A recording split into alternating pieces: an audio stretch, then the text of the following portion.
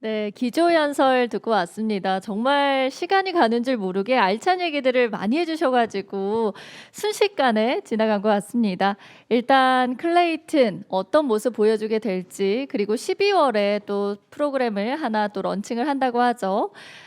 카카오에서 사실 시작을 하면서 더 많은 분들이 NFT와 관련해서 관심을 갖고 계실 것 같은데, 계속해서 좋은 모습 보여주실 수 있으면 좋을 것 같습니다. NFT와 관련된 이야기로 포문을 열어주셨고요. 저희는 바로 이어서 이제 특별 강연을 만나보도록 하겠습니다.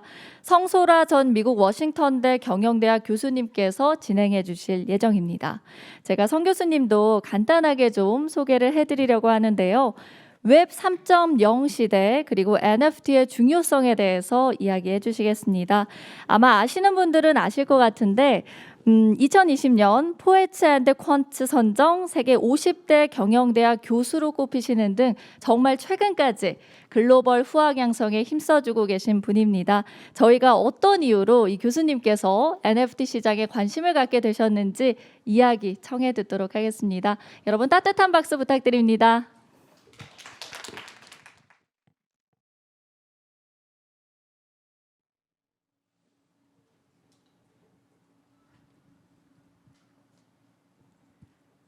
네, 안녕하세요. 소개받은 성소라라고 합니다. 먼저 이렇게 따뜻하게 맞아주시고 또 환영해 주셔서 정말 감사드립니다. 그리고 먼저 그 질문해 주신 부분, 왜 제가 NFT에 이렇게 푹 빠졌는지에 대해서 먼저 간단하게 답변을 드리자면, 전 처음에 그냥 너무 재밌어 보였던 것 같아요. 그냥 제가 사실 굉장히 좀 이렇게 장황하고 긴 답변을 드리는 걸 좋아하는 편이긴 한데, 이 질문에 대해서는 너무 재밌어 보여서 왜 안 해? 이런 느낌으로 개인적으로 좀 푹 빠졌기도 하고 들어갔던 것 같습니다. 또 물론 좀 더 긴 답변도 있죠. NFT가 사실 어떻게 보면 그냥 블록체인 상에 기록된, 저장이 된 그런 디지털 파일이라는 기술이기 때문에 그냥 뭐 기술이라고 볼 수 있는데, 또 한편 이 디지털 파일이 나타내는 자산은 우리 삶 그리고 우리 사회에 있어서 대체할 수 없는 많은 요소들이기 때문에 저는 NFT를 뭐 기술이다 아니면 문화다 이렇게 딱 잘라서 말할 수는 없을 것 같아요. 오히려 조금 시적인 표현이긴 하지만, 제가 문과라서 좀 그렇기도 한데, NFT는 기술의 문화적인 표현 또는 문화의 기술적인 표현이 아닐까도 싶습니다. 또 그렇기 때문에 보는 시각에 따라서 또 사람에 따라서 그 해석하기가 좀 달라지는 것도 같고요. 또 NFT가 시사하는 점 또한 달라지는 것 같습니다. 이렇게 NFT는 뭐 융통성이 있고, 또 그만큼 누구나 변화의 구심점이 될 수 있다는 점에서 저는 굉장히 흥미롭게 생각을 하고요. 또 이게 어떻게 보면은 누구나 구심점이 될 수 있다는 점, 아까 이제 한재선 대표님께서 말씀해 주셨지만 NFT에서는 커뮤니티의 역할이 너무 크기 때문에 누구나 그 커뮤니티에 점프해서 들어가서 굉장히 리드를 할 수 있는 구심점이 될 수 있습니다. 그런 면에서 이게 하나의 또 사회 운동이라고도, 문화적 개혁이라고도 볼 수 있을 것 같아요. 근데 그게 뭐 중앙화된 어떤 특정 주체가 이끌어가는 것이 아니라, 어떻게 보면은 정말 이렇게 흩어져 있는 개개인들이 각자의 그런 어떤 결정을 내리고 또 유기적으로 상호작용을 하면서 그 함께 유기적으로 이 무언가의 이 개혁을, 이 무브먼트를 이끌어가는 게 NFT 묘미가 아닌가 싶습니다.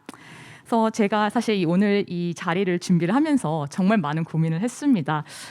뭐 이제 말이 특별 강연이긴 한데, 여기에 계신 분들 정말 NFT에 대해서 너무나도 잘 알고 계실 것 같고요.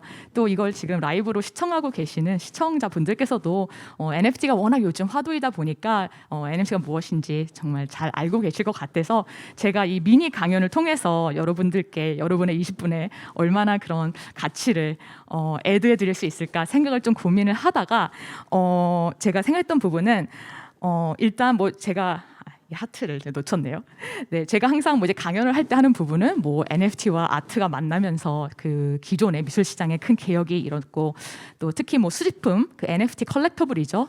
요즘 가장 핫하고 가장 재밌으면서도 또 사실 어떻게 보면 가장 거품이, 가격에 있어서 거품이 많이 낀 시장이기도 하고, 이 고래들은 그 크립토 고래를 나타냅니다. 그래서 사실 뭐 2017년에도 그 크립토로 그 엄청난 부를 저장을 했던 크립토 웨일들이 들어오면서 이 시장이 조금 부흥을 했었고, 특히 올해 초죠. 이제 사실 2021년에도 한층 더 부를 축적한 크립토 웨일들이 들어오면서 초기에는 적어도 이 시장을 확장한 부분이 있습니다. 그리고 뭐 NFT와 음악의 만남도 빠져올 수가 없죠. 음악이라는 게 어떻게 보면 무한 복제 가능한 그런 체험제가 된 이 시점에서 NFT는 다시 한번 음악을 소장할 수 있는 희소성의 가치를 가진 그런 수집품으로 만들어주고 있다는 것에 대해서 의미가 있을 수 있겠고요.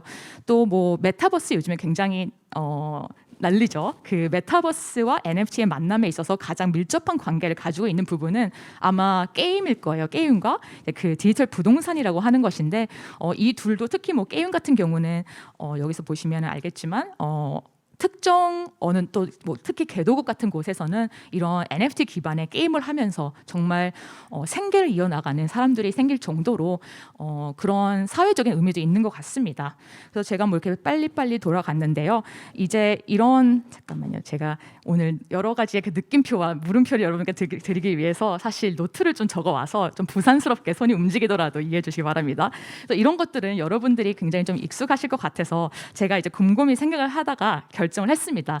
오늘 뭐 이 자리를 또 빛내주실 많은 연사분들 그리고 스타트업 관계자분들께서 필드에서의 그런 뭐랄까 인사이트와 경험을 나눠주실 것 같아서 저는 또 제가 또 학교에 또 오래 있었다 보니까 거기에 맞게 좀 간만에 마음 놓고 이 NFT에 대해서 개념적인 생각들 그리고 조금은 철학적인 이야기들도 제가 뭐 철학가는 아니니까 깊게는 못 들어가겠지만 그런 부분도 함께 우리가 이야기를 해봤으면 좋겠다는 생각을 했습니다.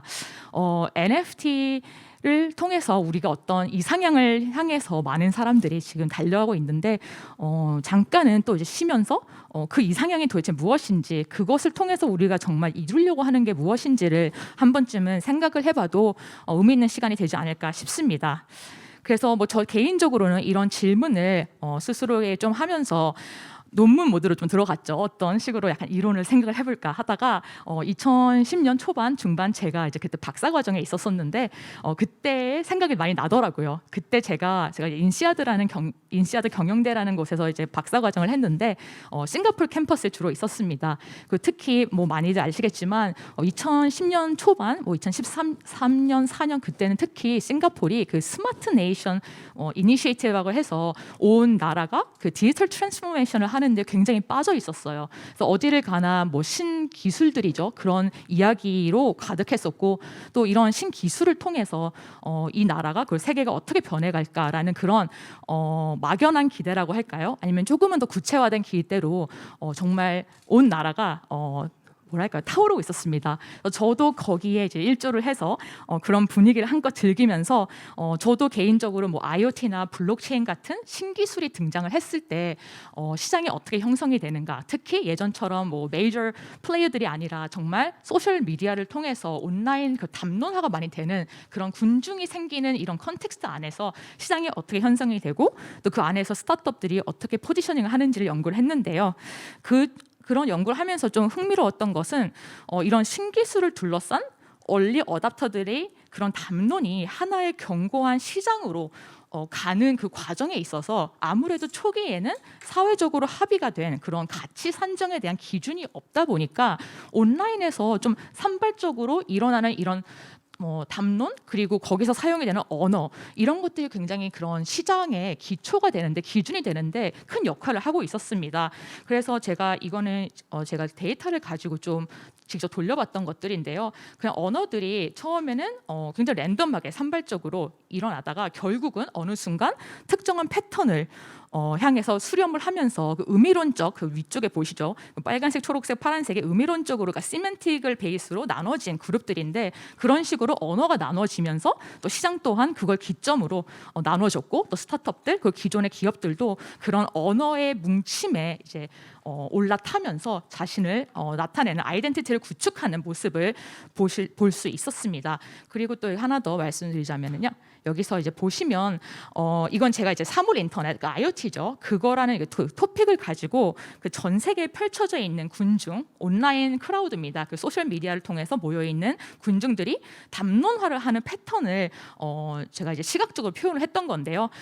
이제 트위터의 그 자료를 가지고 여기서 보면은 700만 개였네요. 700만 개 트윗을 가지고 IoT 이 시기 동안에 그걸 다 크롤을 해서 좀 잡아봤고요. 옆에 거는 어떻게 보면 게이트키퍼 그 관문직이죠. 시장 시장에 있어서 그 뉴스페이퍼에서 IoT를 어떻게 이야기를 하는가 이제 그런 거를 보고 이제 그거를 비주얼리 좀 나타내 봤습니다. 뭐 관심 있으신 분들을 위해서 여기 각 노드는 그 이제 뭐 스마트나 커넥트, 뭐 M2M, 뭐 컴퓨팅 이런 개념적인 단어를 나타내고요. 이 주황색은 그 단어가 이 시멘틱 네트워크에 있어서 좀 중심적인 역할을 한다. 그리고 보라색이 될수록 그 해당 단어가 좀 더 퍼리퍼럴해지는 거죠. 좀 더 변두리로 가는 그런 것을 나타내고 있습니다.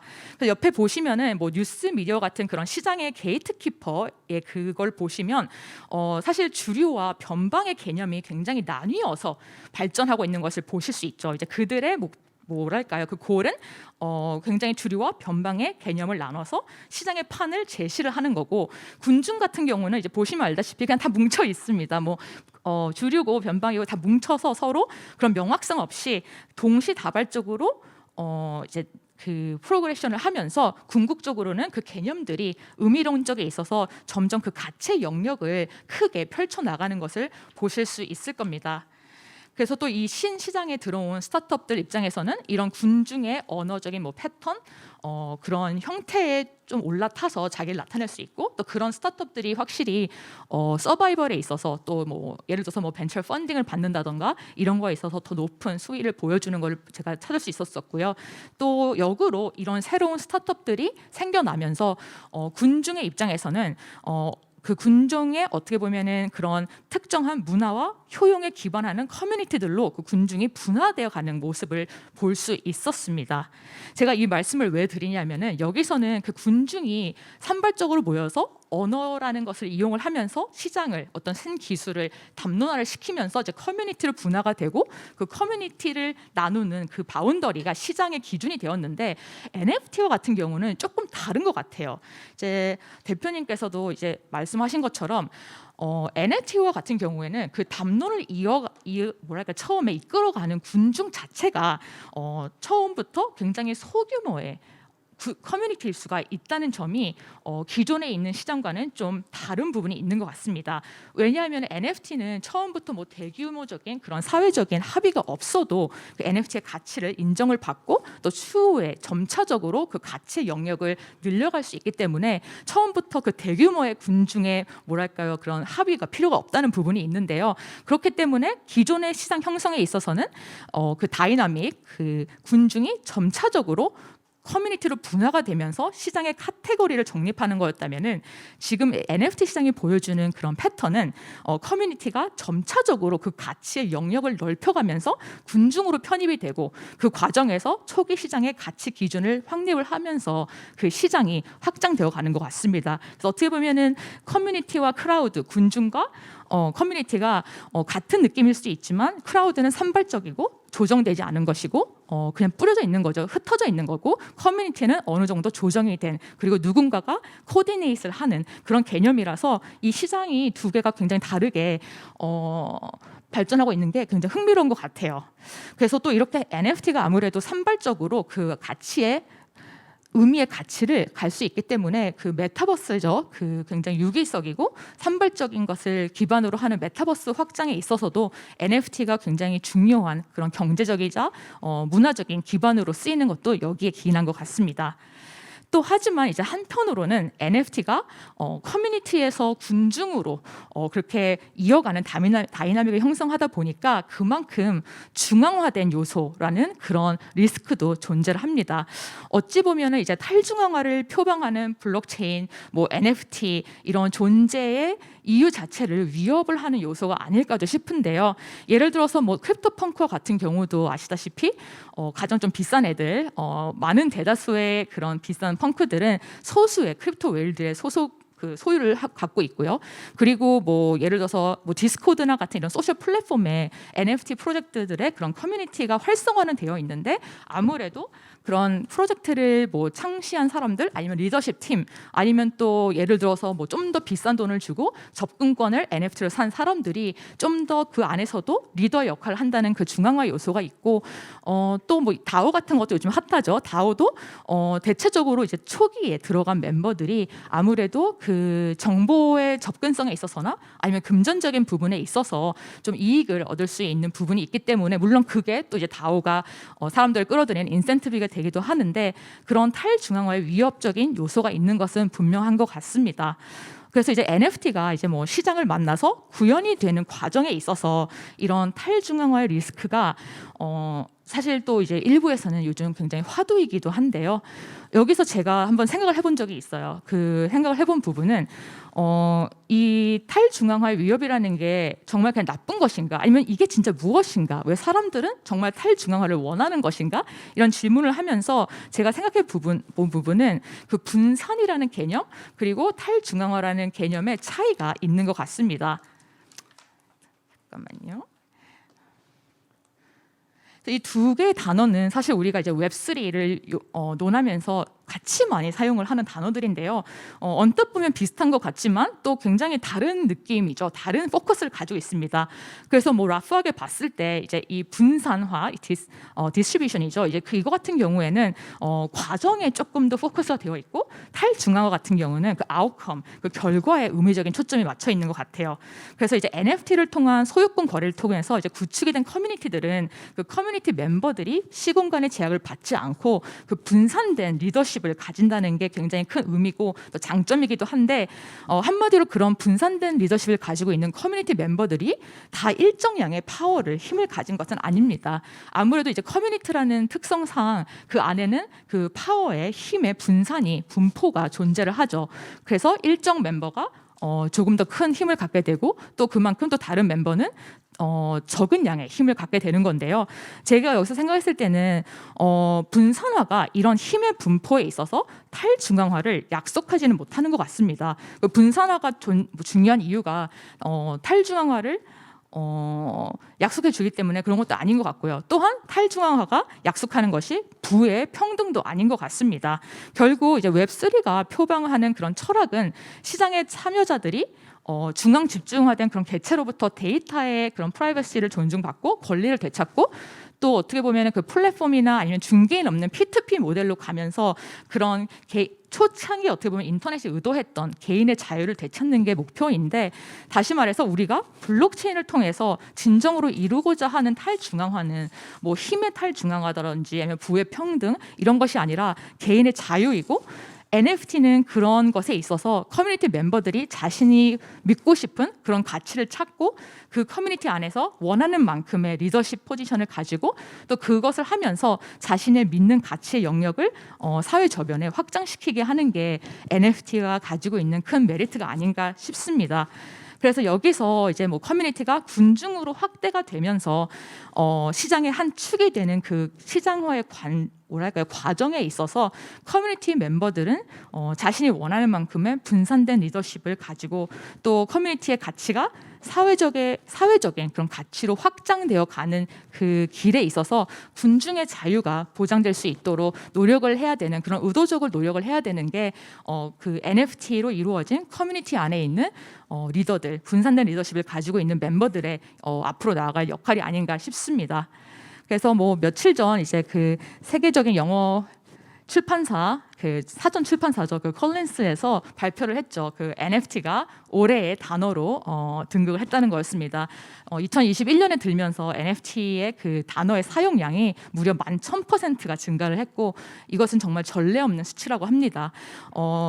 그래서 사람들은 또 이제 NFT를 굉장히 그 17세기의 네덜란드 그 튤립 광풍 그거와 좀 비교를 하기도 하는데, 물론 제가 생각했을 때 일리가 있는 말이기도 하지만 또 한편으로는 그 NFT가 기존에 있는 다른 버블들과 좀 다른 시장의 버블과 다른 것은 NFT는 사실 그냥 기술일 뿐이고, 그 기술이 나타내는 자산에 따라서 그 성격이 달라진다는 점, 그래서 그게 거품이 많은 정도 자체가 NFT가 문제가 아니고 NFT가 정말 어떻게 쓰이냐, 무엇을 나타내냐의 문제이기 때문에 그냥 우리가 이것을 다 하나로 뭉뚱거려서 NFT는 뭐 거품이다 이렇게 말할 수 없는 부분이 있는 것 같습니다.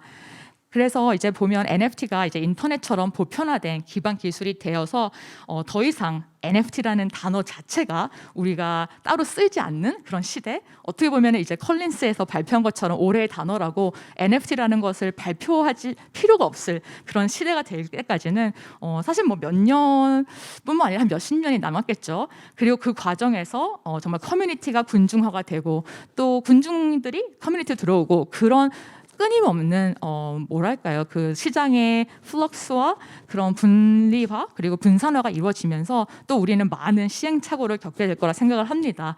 그 과정에 있어서 우리는 이게 뭐 지금 투기다 아니다, 위험하다 아니다 이렇게 속단을 내릴 것이 아니라 NFT가 정말 기반 기술로서 우리 삶에 개혁을 가져올 부분을 좀 조심스럽게 찾아봤으면 좋겠습니다.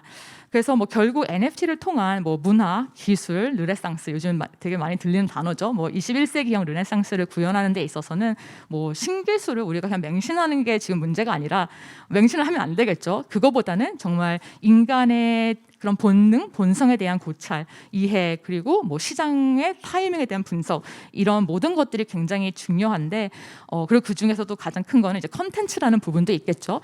그런 모든 것을 정말 조화롭게 가지고 있는 나라가 우리나라인 것 같습니다. 이건 제가 뭐 대한민국 사람이어서 말하는 게 아니라 여러분도 많이 동감을 하실 거예요. 특히 요즘에 이제 컨텐츠 강국으로서 이제 한국이 굉장히 부상을 했는데 급부상을 했죠. 이런 시점에서 한국이 정말 그런 분산된 리더십을 하지만 글로벌 스케일로 가질 수 있는 기회가 왔다고 저는 확신을 하고 그래서 저도 앞으로도 신나게 이 스페이스에서 한번 놀아볼 생각이고요. 여러분들도 각자의 어떤 관심사를 가지고 포커스를 가지고 이 시장에서 커뮤니티를 이루면서 또 그 커뮤니티를 통해서 군중으로 들어가면서 시장의 기반이 되는 그런 초석들이 되셨으면 좋겠습니다. 제 강의는 여기까지 마치겠습니다. 감사합니다.